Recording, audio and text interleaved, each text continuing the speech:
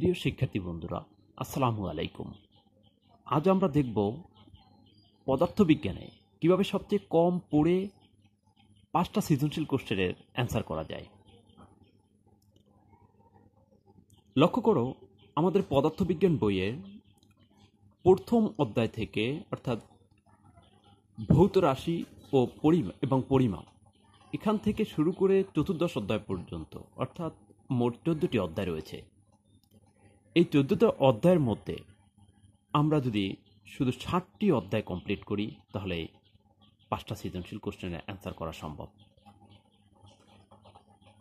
তাহলে এর মধ্যে থেকে কোন অধ্যায়গুলোকে পড়ব, এবারে আমরা তা দেখছি। শুরুতেই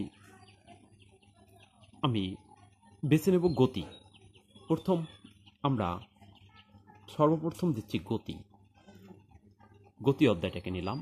এরপরে কাজ, ক্ষমতা, শক্তি, চতুর্থ অধ্যায় কাজ, ক্ষমতা, শক্তি। এরপরে পঞ্চম অধ্যায় পদার্থের অবস্থা ও চাপ। তারপরে লক্ষ্য করো যে আলোর 2টা অধ্যায় রয়েছে এখানে, আলোর প্রতিফলন এবং আলোর প্রতিসরণ। অষ্টম এবং নবম অধ্যায় 2টা অধ্যায় এখানে রয়েছে, আলোর প্রতিফলন এবং আলোর প্রতিসরণ। এছাড়া বিদ্যুতের 2টা অধ্যায় রয়েছে, একটা হচ্ছে স্থির বিদ্যুৎ এবং চলবিদ্যুৎ। এই 2টা থেকে একটা প্রশ্ন হবে, একটা সৃজনশীল কোশ্চেন আসে। অনেক সময় দেখা যায় অন্য অধ্যায়ের সাথে মিলিয়ে বেশিও আসতে পারে, তবে আমরা এখান থেকে একটা ধরে নেব যে এখানে 1, এখানে 1। এ হচ্ছে বিদ্যুতের অধ্যায়। অর্থাৎ এই মোট 60টি অধ্যায় পড়লে কমপক্ষে 5টি সৃজনশীল প্রশ্ন, অর্থাৎ 5টা সিকিউ কমন পড়বে।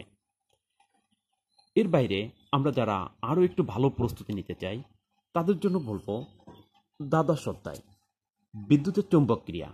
ইনশাল্লাহ এবার এখান থেকে একটা প্রশ্ন আসবে। এছাড়া সপ্তম অধ্যায় তরঙ্গ শব্দ গুরুত্বপূর্ণ, এটাও গুরুত্বপূর্ণ।